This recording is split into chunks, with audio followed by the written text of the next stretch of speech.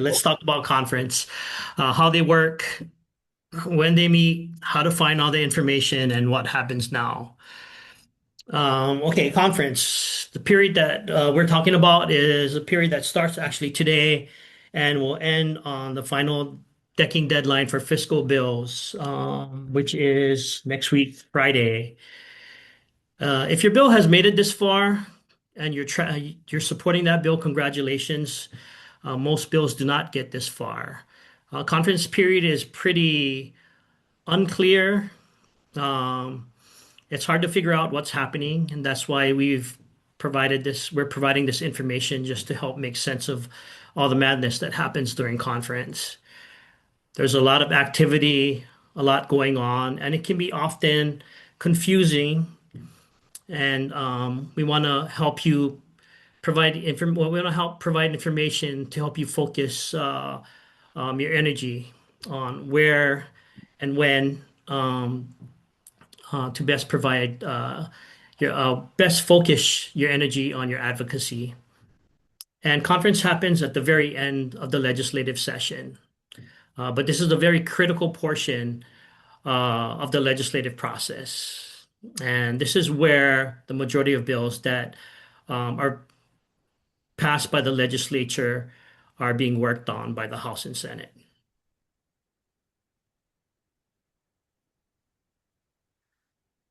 Okay. So we're talking about conference. We're talking about this portion at the bottom of the infographic. Um, by this point, bills have already passed through both chambers, as you can see in the upper portion, and they are focusing on this portion on the bottom, where the House and Senate have differing drafts.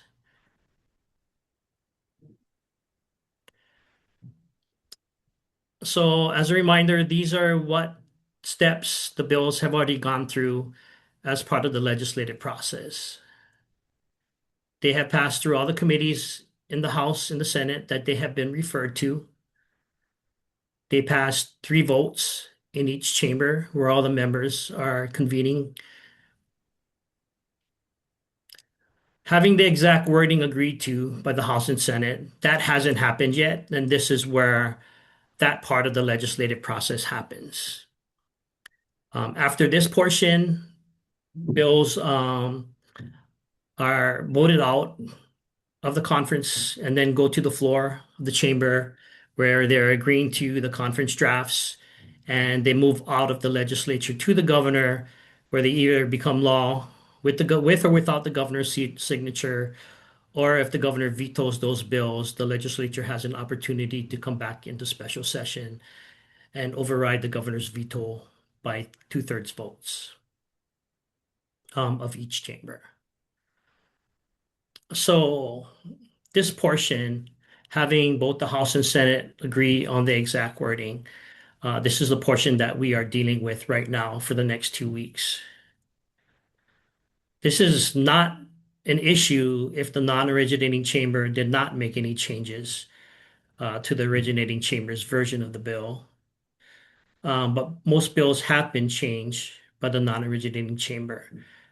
So last session, this is 2025 statistics.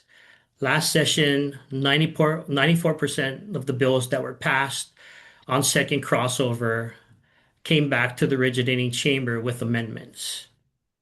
And here you can see the graphic. So most bills come back to the originating chamber with amendments by the non-originating chamber. And you can look at the other parts of the statistics that we have in our infographic, and we can talk a little bit about those later. But I just wanted to point out that most bills come back over after second crossover with amendments from the non-originating chamber. And almost always those changes are not agreed to by the originating chamber. So last session, for the majority of bills, overwhelming majority of bills that came over from the non-originating chamber in an amended form, 92% of those bills were not agreed to by the originating chamber. Only 8% were agreed to. And the majority of those bills came back with a effective date So, that's the majority, that's a big reason why bills can't be agreed to. There may be substantive agreements between the House and Senate drafts of a bill, but a lot of bills have defective dates, so they just can't agree to a bill that will take effect far off into the future. So instead, the originating chamber chooses to disagree with changes made by the non-originating chamber, which means that the bill is eligible to go to conference. And so we use the term eligible to go to conference because just because a bill has been disagreed to, that does not automatically trigger conference proceedings. Some bills just never have conferees assigned. Other bills have conferees assigned and they just never open conference, so never have any discussions. So we'll talk about that in the upcoming slides. Um, Bills are eligible for conference when there's a disagreement between the House and Senate. But just because there's disagreement, that does not mean that bills will have meetings scheduled. These are our numbers from this year. I just wanted to point that out to highlight. And these numbers are taken from Friday, April 17th. So there's 8 bills that the legislature passed. 3 were enacted. Um, so after second crossover, there are 277 bills with Senate drafts crossed back over. 5 were unamended.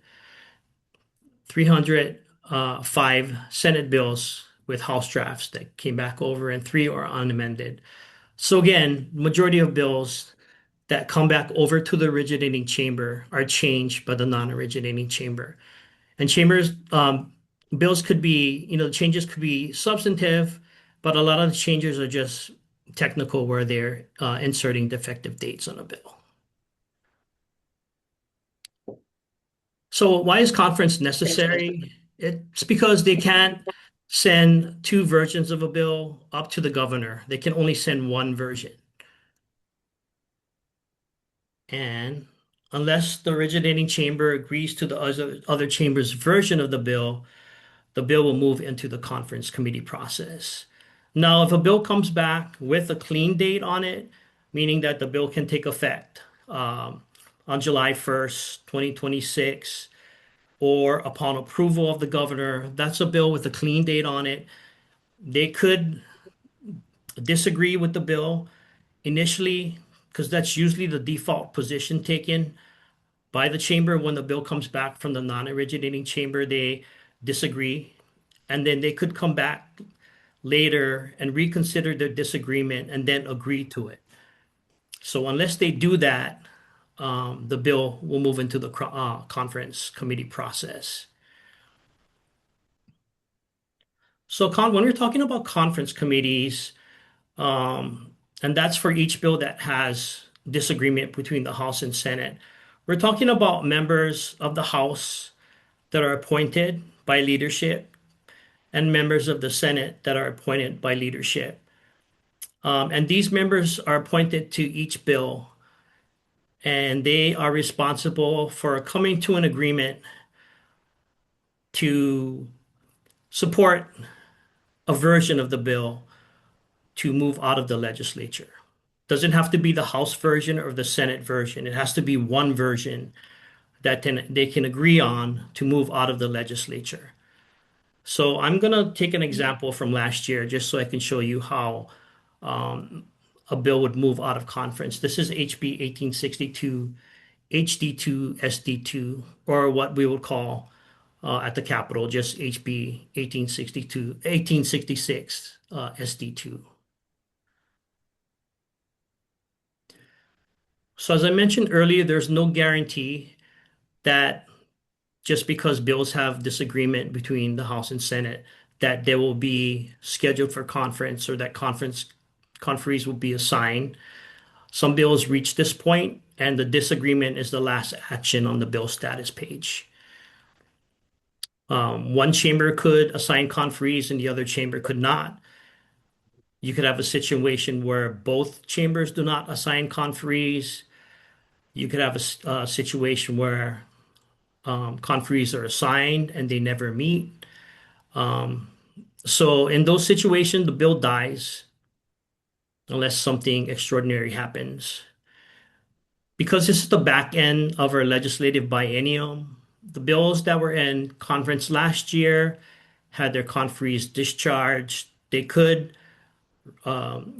reappoint conferees to those bills and conference on them again this year, or they could just do nothing, don't reappoint those conferees, and the bills, when the bills miss the deadlines this year, they could die. So because we're in the second year, there is no carryover from this year to next year. So any bill that misses the deadlines this year are completely dead. 2025 bills that are still in conference and 2026 bills that are in conference this year. When the bills die this year by missing either the non-fiscal decking deadline or the fiscal decking deadline, those bills are completely dead, and we will start a new 2027 session, a new 2027 biennial 2-year cycle beginning next year in January. So this is HB 1886 SD2, which was introduced last year, this year, and is in conference this year. So I just kind of wanted to show you how you can see the action on the bill status page and keep track of it. So this triggers the action, or this triggers the bill being eligible for conference. The bill returned to the House in an SD2 form, and the House disagreed with the Senate amendments. This is the two different versions of the bill. The HD2 version, which is the version that crossed over to the Senate, that had a defective date of July 1st, 2000, which is the House preferred defective date, and the SD2 version that crossed back over to the House from the Senate with a defective date of July 1st, 2055. So as mentioned, there could be substantive differences in the text of the bills, but a lot of the differences is just defective dates, and so they have to fix those dates. And when fixing those dates, they could fix other things that are wrong in the bill. So if people ask why do they put defective dates on it, sometimes it's just to get it into conference where they can really hammer out the final details of a bill.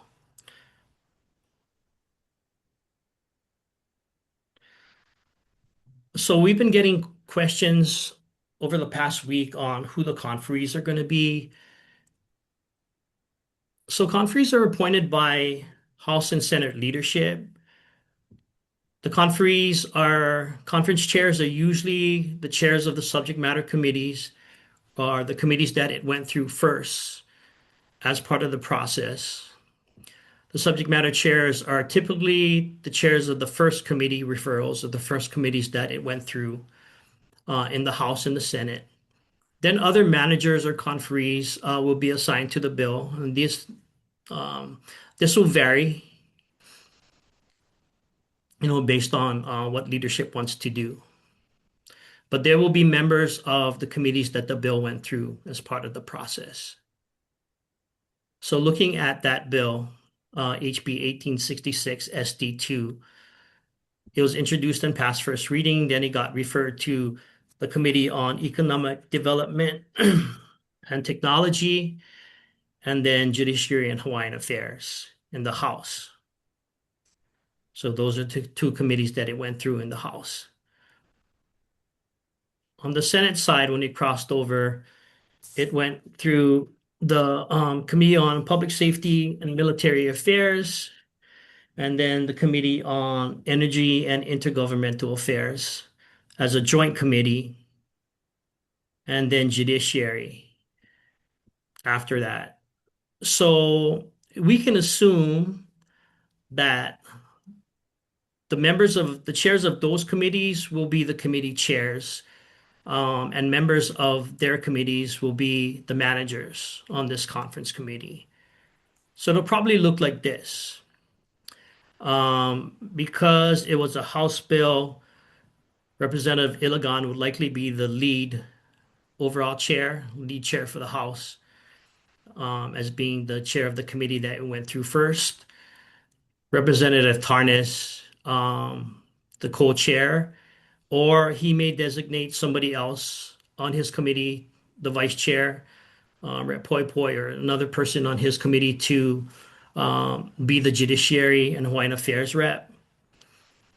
On the Senate side, it's Senator Fukunaga as the Senate lead, Senator Wakai as a co-chair, and Senator Rose or Senator Rose's designee as another co-chair, and members of their committees. So Ways and Means, Judiciary, because they're assigned to lots of committees, you likely will not see Senator Dela Cruz and Representative Todd on a lot of conference committees. They will designate members of their committees to serve on other bills. And so you see for their bills, for WAM and Fin, a lot of other members of their committee serving as their representatives on the money committee bills. But it will most likely look like this um, for who's going to be on the conference committees. And when we're talking about conference committees, we're not talking about one big committee. They're separate committees.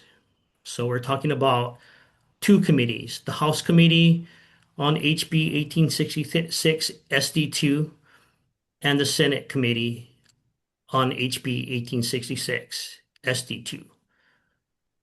They meet to discuss, confer, and make decisions. They sit across the table for each other, but the votes are taken separately, and each committee must meet its chamber's quorum requirements, which are the lead chairs and the majority of conference chairs and the majority of members.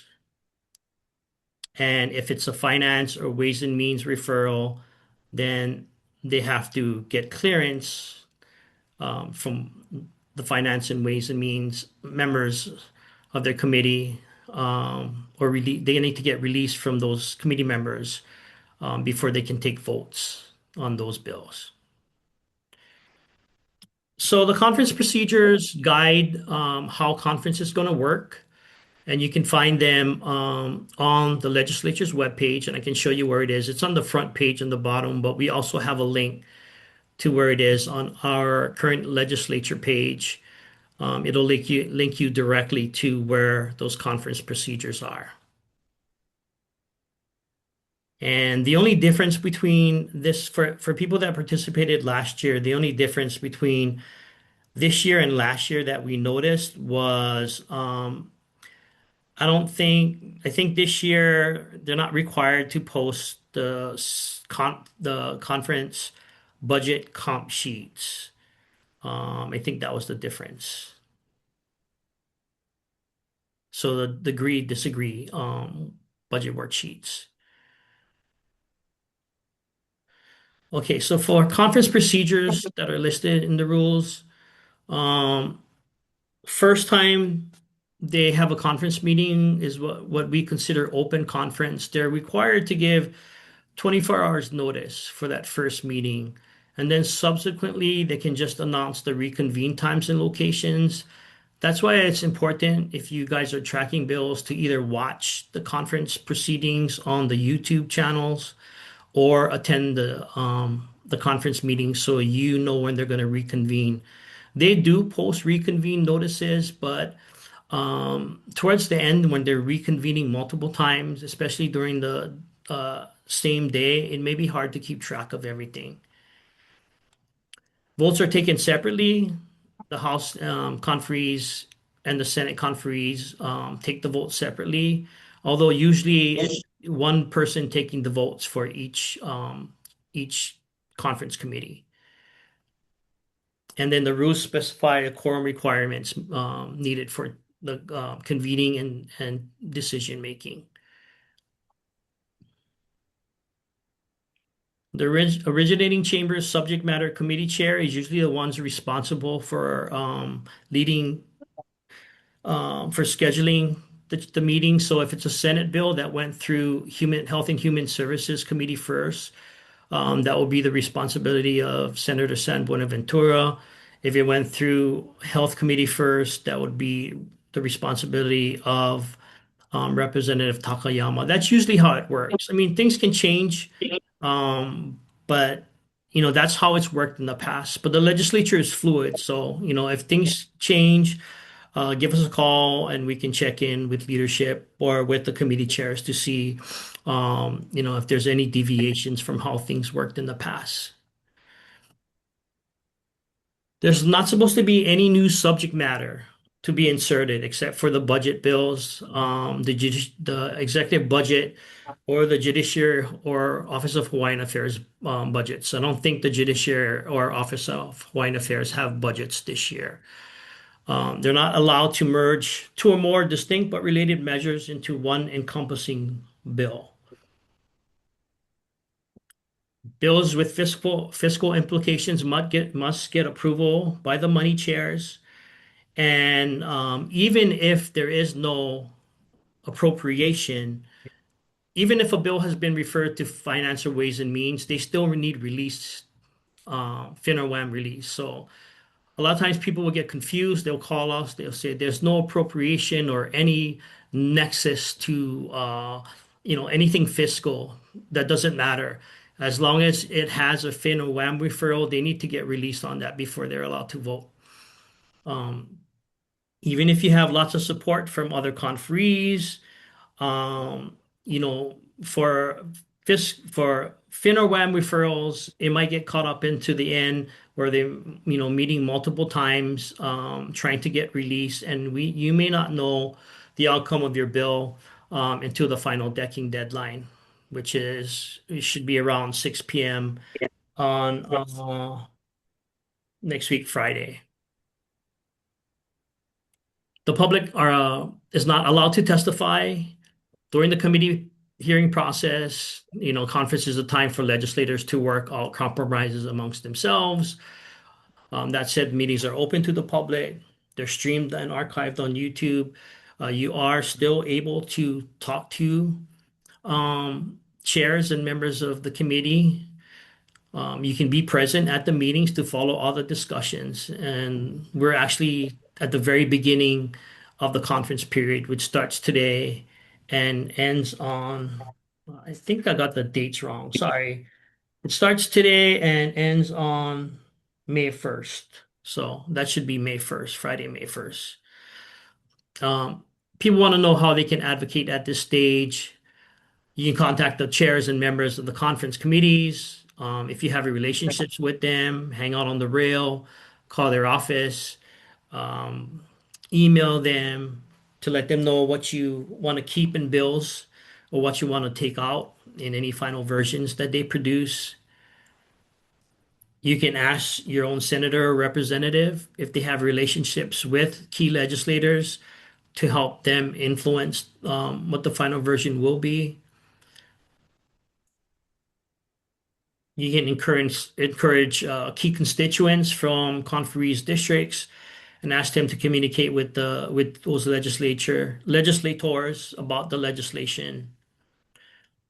Talk to anybody that you've developed a good relationship with at the legislature to see if they can help influence the situation. This is Hawaii. Relationships are very important. So see who you can rely on if you're not being able to speak with legislators yourselves, and see if there's anybody else that you can talk um, to get your point across or get your position across to key legislators. We're not going to talk about com sheets. Com sheets is things that the legislature uses, the committees use it, but being that the public does not have access to the com sheets, this was in our presentation. I forgot to take it out, but it's just different, verbiage in each versions of the chamber's bills. This is something that's old. Being that the public does not have access to that, you may be able to ask the conferees if you could see it, but it's really for them. And it just spells out the difference between the House and Senate versions of a bill. So being that you will probably not have access to it, I wouldn't pay much attention to that part. The Capitol website makes it very easy to stay informed. on all the actions in conference. We use the Capitol website. Legislative staff has the website to use, but they also can use the internal gateway. So there's different ways for them to keep track of things, but you can use the website and have all the information that we use at the public access room to answer questions. So you go to the reports and list page, or you can search, go down from laws and research and use reports and lists from the drop-down menu and conference committee. So select conference committee. Here you can find all sorts of helpful information. You can find all the conference meetings for that day, track down legislators, specific legislators based on their conference assignments, get lists of all measures in conference and the current status of the bills. The action sheets are very helpful because they list everything that's happening with all the different measures that are still alive at this point. For example, this is all the Senate bills with House drafts and what's happening with them currently. And these lists will continue to update as long as there's an action. These are the House bills with current Senate drafts. Um, you can look for the conference measure side of the links. And this is the budget bill. So this is currently in conference. The Senate assigned conferees. So as long as there's an action under the conference measures, and there's more bills. When I created this slide, the Senate had assigned conferees to the budget bill. So there's more bills now on this conference measures section. As long as one chamber assigns conferees, this portion or this report will populate. And then you can look at bills that have been referred to um, specific committees. So, for example, transportation. These are all the bills that are transportation bills. I just wanted to point out this part. So, as you can see, this House bill went through transportation and judiciary on the Senate side. On the House side, it just went through judiciary and Hawaiian affairs. And so when it gets to what would happen is that because it went through transportation on the Senate side, this bill is probably going to be re-referred to transportation on the House side just because it went through transportation on the Senate, just so they can have a similar committee on the Senate side. So I would anticipate for this bill. Um, this is actually a 2025 bill, but it got moved again this year. So I'd anticipate this bill having being re-referred to transportation just so transportation can have a rep on the conference committee. But so sometimes we see odd things in the status, but they'll get a transportation. It'll be re-referred to transportation, and so they can get a transportation rep on the conference committee. Conference committees are kind of weird. Chairs are usually the only ones that are speaking. Meetings are grouped together, and so they'll gavel. So meetings are grouped together based on subject matter. They'll gavel out of one bill and into another, and you'll have different members of conference committees. So one bill will have, certain members, and they'll leave, and more members will come in. Um, the discussion is usually just whether or not they have agreement or if they need to come back and meet in another time. And then sometimes one or both sides decide if agreement is going to be forthcoming or not. So not a lot of things are being discussed. Usually a lot of that discussion is happening behind the scenes.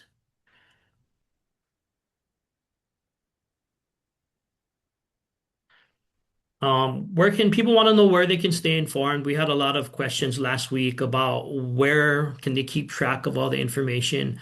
You can keep track on your bill status page.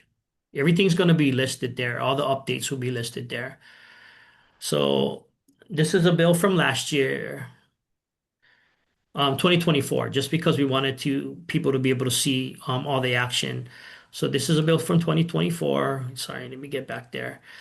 Here you can see all the action. the disagree, the conferees being appointed, the conference meetings, the conference votes, the conference committee being reported out, the 48-hour notice is going to the floor, the conference meetings, the agendas, and the actual YouTube channels where, I mean, the YouTube videos where you can watch the conference proceedings. The only difficult thing about watching conference proceeding is because they are by room number. It might be a little bit harder to find your the exact portion of where your bill is being discussed, just because conference moved very quickly. So you may have to move the video progress or toggle bar up and down until you find the discussion on your bill. But everything will be updated on the bill status page. And here, that's just the different where the conferees are being appointed. So everything will be listed here. And here you can see um, the conference, where conference is being scheduled, the agenda, and then the YouTube channel where you can watch the actual videos. This is what a conference notice looks like. It just has the time, the location, the conference room. And every conference room has specific conference committees that are meeting there. And here you can see the conferees that are noted. So this is what the conference committee conference committee meeting notice looks like.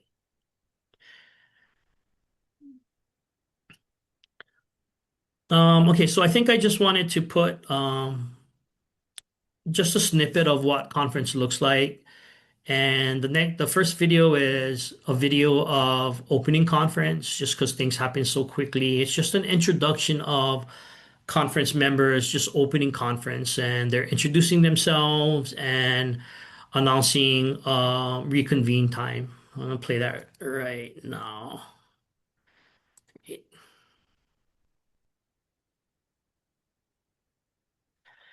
Hmm, I don't know what I'm doing.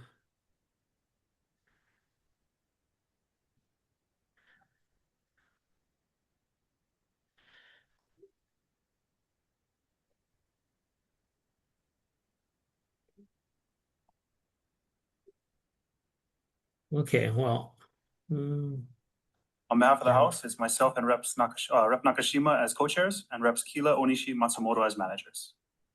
And on behalf of the Senate, myself as chair with co-chair Kyoho Kolole and Senator Favela. And I believe on this measure, we do have an approved or an agreed upon CD1. And I'll kind of briefly go through that. Okay.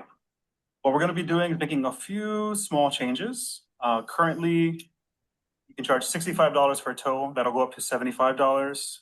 You can do $75 for towing with a dolly. That'll go up to $85, so $10 increases. And then in addition to that, we're gonna insert language that was included in prior drafts. Basically, that provided that if the tow involves an overturned vehicle, the towing company shall be entitled to an additional charge of no more than $35, which will cap that fee and not allow for much discretion. And that's pretty much what we got, and it'll be effective July 1st, 2024. Is that okay? Sounds good. Okay, Rep. Kilo, would you like to take the vote? Thank you, Chair Todd. All right, adopting the conference draft one with the recommendation as such. Co-Chair Todd. Aye. Co-Chair Nakashima. Aye. Member Kilo voting aye. Representative Onishi.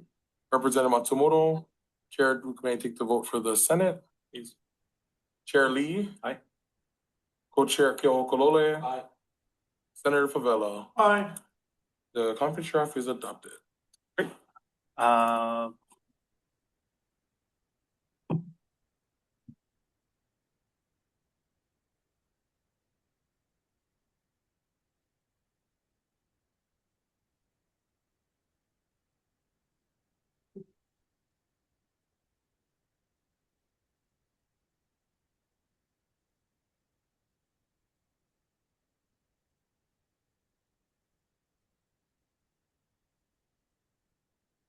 Yeah, so that's pretty much how the conference voting works. It's just pretty quick. Like I said, the draft proposals are floated to each other. They review it, and they go ahead and vote. Not a lot of excitement usually. Okay, the deadline for conference committees, when are the deadlines for them to come to a decision? So the decking deadline for non-fiscal bills, this is the deadline for all bills that do not have a Ways and Means or Finance referral. It's April 29th, and that is a Wednesday. The decking deadline for fiscal bills, those are all bills that have a Finance or Ways and Means referral. It's May 1st. Any conference draft or decision on 504 must be delivered to the clerk's office, the House or Senate chief clerks, and placed on the clerk's desk by whatever deadline they're set for. And leadership will set the deadlines. So they may say 6 p.m. deadline for conclusion of negotiations on all bills, and that will be the end of negotiations. They may say 9 o'clock for committee reports to be available for the members to review and sign the committee reports. And then 11:30 or 12 midnight for committee reports to be filed and any amended bill drafts, the CD1 drafts, to be filed with the chief clerk's offices. So the fate of the bill, let's talk about what happens. Conferees may come to an agreement on a new version of the bill, which is a conference draft one or a CD1 draft. But the House conferees and Senate conferees come to an agreement. They pass out a conference draft one. The chairs sign the conference committee reports. Accompanying the new conference draft one, it's written to the Speaker and Senate President, recommending that the bill pass final reading of the floor of each chamber. They must be available for signature and submitted to the clerks by specific deadlines that are on the decking deadline. And these deadlines are set by House and Senate leadership. And this is a bill that made that deadline. As you can see, it was reported out of conference on the 24th. The 48-hour notice is a requirement, constitutional requirement that anytime the House and Senate are voting on a bill for third or final reading, they have to have access of that version of the bill that they're voting on at least 48 hours prior to that meeting or prior to that vote. And that's noting that 48 hours have been provided. They voted on the bill, it passed out of the legislature and was enrolled to the governor. The originating chamber can also go along with the non-originating chamber's version of the bill. There's no quorum or action required by the non-originating chamber and its conferees. The vote is taken on the floor of the originating chamber, and they can disagree to a version of the bill that they can agree to a version that they've disagreed upon before, and the bill gets scheduled for a final reading vote. And again, these are for bills that come back with a clean date where they can agree. The default, again, is to most likely disagree with other versions that come back in amended form. But those that have a clean date, they can reconsider their disagreement and come back and agree to pass the bill out on final reading. And this is one of those votes. You can see they the vote came over. I mean, the bill came over. They disagreed with the amendments. Conferees were assigned in the House. They reconsidered their action in disagreeing with it. The Senate did, and then they reconsidered their disagreement and passed it on final reading in the Senate and enrolled it to the governor.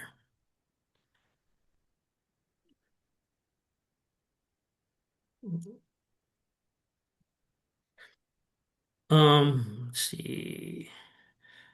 The conferees can fail to come to an agreement on a bill. The bill can die in conference. And because it's the second year of the biennium, there's no carryover to next year, so the bill just died. And there's different reasons for the bill to die in conference. Here's a bill that died because there was no conferees assigned. As you can see, the last update in the bill status text is that there's a disagreement between the House and Senate, but no conferees are assigned to the bill. The bill missed the decking deadline and it died. For this bill, House conferees are assigned, no Senate conferees were assigned. The bill missed the non-fiscal decking deadline last year, and the bill died because there are no Senate conferees. They could not conference on the bill when the bill missed the non-fiscal decking deadline and died. This is a version of the bill that had conferees assigned. This is SB 944. They had conferees assigned to this bill. As you can see, they met multiple times. They just were not able to come to an agreement, and the bill did not make it and missed the final decking for fiscal bills and died. Final reading must happen before the end of session. It's not over till it's over because the bill still needs to go up to the governor, who may sign the bill into law or just allow it to come law without his signature. If he vetoes it, the legislature would have to call themselves back in a special session and override the governor's veto by 2/3 vote. There are some helpful tools that you can use if you're tracking lots of bills.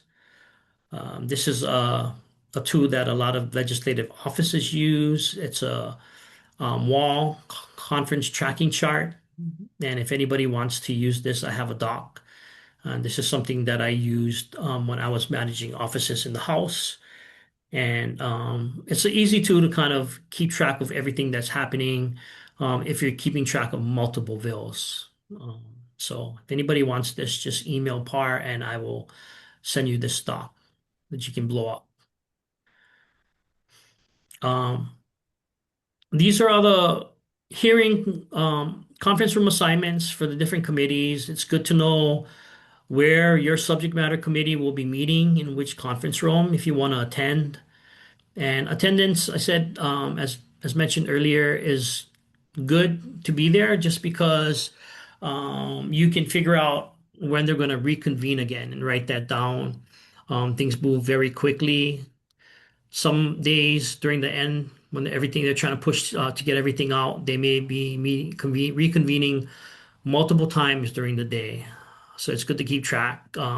Even though they're reissuing hearing notices, there's just probably not enough time for those hearing notices to catch up. So sometimes it's good to have people in the conference room, or have somebody watching the YouTube of the actual conference meetings. So use the tools that are available. Call on the relationships that you've developed with colleagues and allies and keep up the effort. And just know that we are available to help you as well. We'll be here all through the conference period. You can call us, you can email us, you can come into our office. And we've been fielding lots of calls already for conference, and we are always happy to help. Um, I forget which number of years. I mean, I've been here for a number of years and at par and also working in the House. So conference is always kind of a mixed bag. And we'll be happy to answer any questions that you guys may have. People sometimes apologize for calling multiple times or even calling to ask us questions. Andy, Janine, and myself get paid to do this. This is our job. You're never bothering us. We're happy to take the questions, and there is no dumb question. So please call us and visit us, and we are always happy to help. Now, with that said, I will stop my PowerPoint presentation, answer any questions, and if you guys want me to go on the website and show you some areas where you can take a look, I am also happy to do that. All right, there's about 5 minutes left. We have a couple questions in the chat so far. One is, if we don't see conferees assigned to our bill, by what date should we start contacting legislators, especially fiscal bills? That's a good question. So I think I wouldn't worry until like the probably about next week sometime. And maybe the beginning of next week, they have Yeah, to give 24 hours notice and because they have to give 24 hours notice. So they're gonna get the budget bill out first before they really focus on any other appropriation bill. They're going to work to get the budget out. They have to because before they can vote on any appropriation bill. Um, so that's their priority, and it may take them a couple days to do that. So I wouldn't start worrying about until like maybe the beginning part of around Tuesday or something.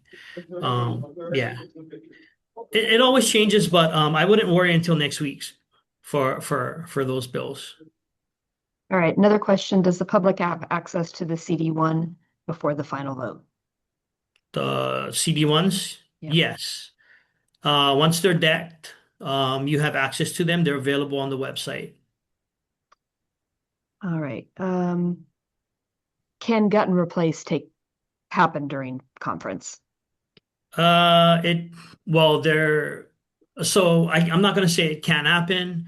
The rules really make it difficult for them to do that.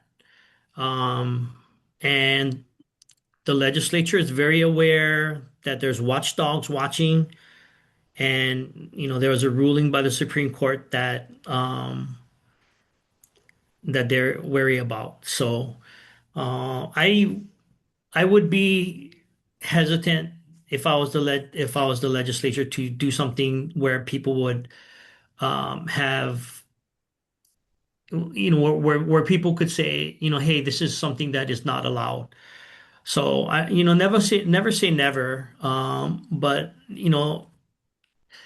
they know that so the legislature knows that this has been an issue. People have complained about it. I think they're very aware, and I, I would think that they would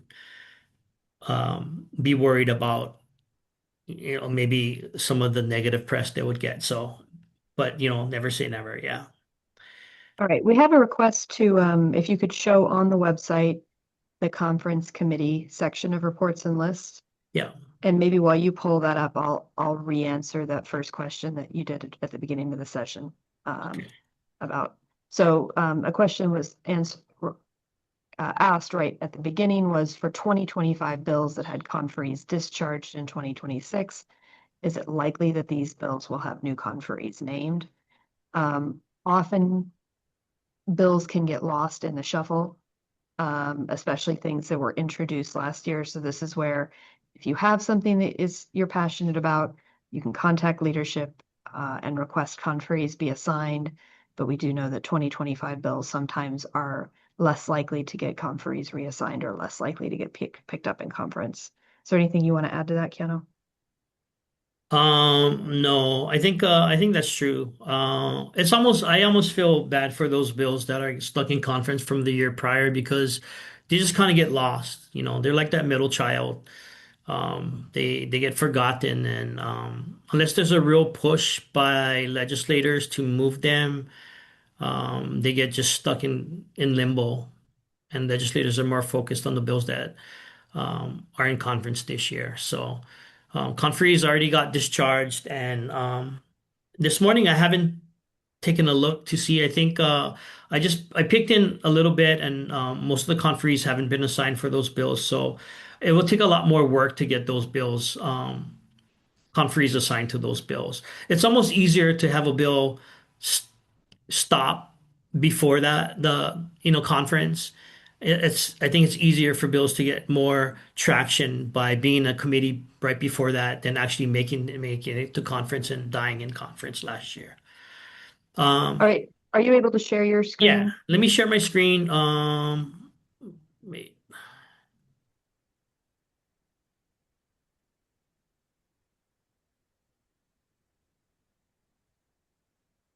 All right. Okay, so I'm in here. Let me just move this around. Yep, we can see it just fine. We can see the website. Yeah. So reports and lists. Okay, so I'm going to go to the conference committee area. Conference notices. So conference notices is where you can. So that's one area I would go.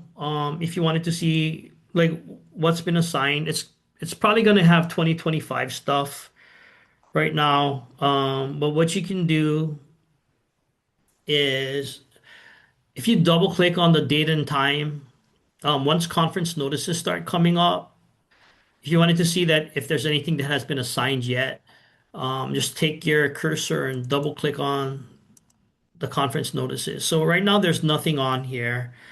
But if you double click on this, maybe in a day or two, um, the first conference notice is going to pop up here, and it might be the budget. So And that's just one to way to find. and Yeah. just to clarify, when he says there's nothing there, there's only things with 2025 dates. So Yeah. when you double click and something from 2026 shows up, if you double click, it'll come to the top. Yeah. Also, all measures in conference. So that's going to bring up a listing of bills where, as we talked about, where there was one action that happened. So one chamber appointing conferees. So this is also because they're in numerical order. You have all of 2025 bills. So if I just take it and I double click on, um, I can double click on the measure status. Let's see if I do that. And it pulls up like the measures from the bottom to the top.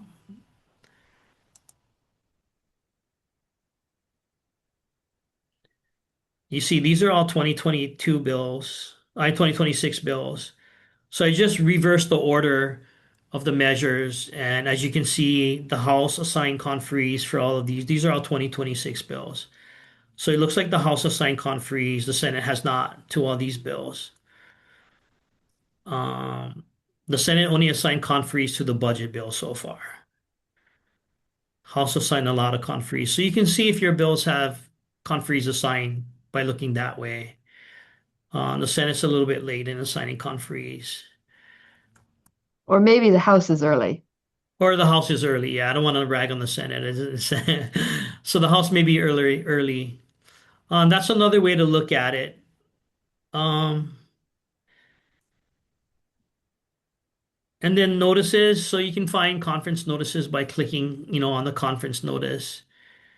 And there's nothing here. So if there's conference hearings, as soon as conference notices are come out, if you wanted to see what notices are out, you click on conference notice. There's nothing here, so nothing has been, no notice has been assigned for conference hearings, conference meetings yet. So lots of different ways to look, as we talked about. If some people want to see, if their legislators were assigned to any conference committees, you can look here. Let's do Senator Kim and conference assignments for Senator Kim. She's only on the budget because, yes, the Senate hasn't assigned yet. So maybe Rep. Capella, conference assignments for Rep. Capella, and then you see the committee assignments that she's gotten. One is a co-chair because she's chair of the Committee on Culture and Arts. So lots of different ways to look at things. But I'm assuming that they'll start picking up pretty quickly. Last year, they didn't start like really taking action until like the middle of the week. So just this year, the decking deadlines are not back to back. So it's not non-fiscal on Thursday and fiscal on Friday. It's non-fiscal on Wednesday and then fiscal on Friday. So a little bit extra day to focus mostly on fiscal bills. Is there anything Um, else that anybody wanted one to? one Yeah. more question that came in is if a bill dies in conference this year, can that bill be reintroduced next session with maybe minor modifications? The bill can be reintroduced with whatever modifications they want, but it'll have to run through the process all over again. Yeah. So that can happen. They just have to, it'll be a new bill and have to go through the process all over again from the start. All right, I think that's all the questions. If anybody wants to chime in or put another question in chat, please do. Thanks for everybody that attended, and we're happy to answer any phone calls if you want to follow up after the fact. Yeah.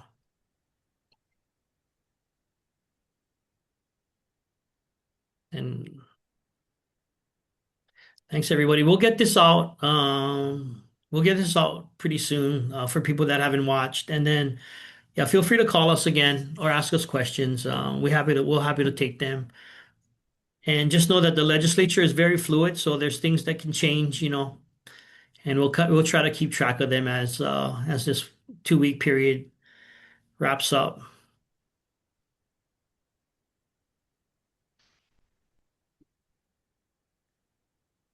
All right, everybody. Thanks for joining us.